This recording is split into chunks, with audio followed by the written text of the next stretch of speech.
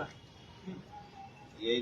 आज हा नवनाथ वाघमारे मराठा समाजाच्या आया बहिणीबद्दल गरळ वाकणाऱ्या आज पंचमी निमित्त नवनाथ वाघमारे यांना आम्ही बांगड्या आणि साडीचे भेट देत आहे. नवनाथ वाघमारे घराला कुलूप लावून पळून गेला आहे.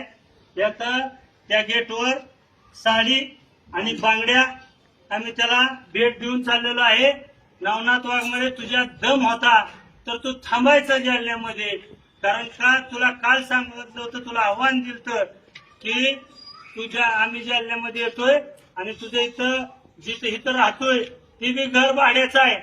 भाड्याच्या घरात राहून भाड्या मराठा समाजाच्या आया बहिणीबद्दल गरळ बघतो. तुझा आम्ही निषेध करतो.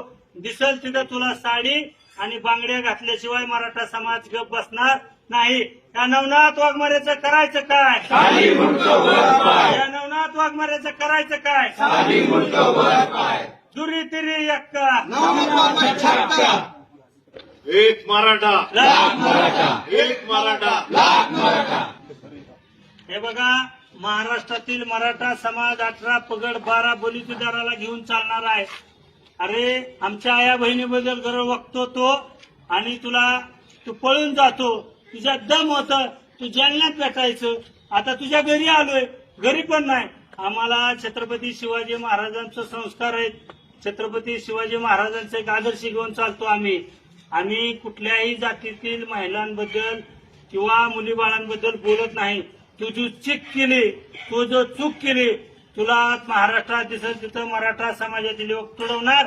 18 पगड जातीतील युवक तुला तुडवल्याशिवाय राहणार नाही. कारण का तू आमच्या माता माऊलीबद्दलची गरळ वकलोय. तुझा आम्ही निषेध करतो.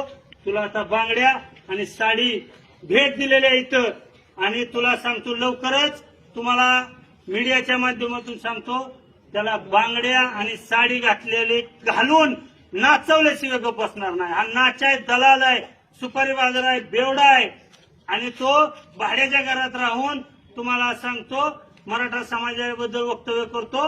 आम्ही हा नवनाथ वाघमारेचा निषेध करतो.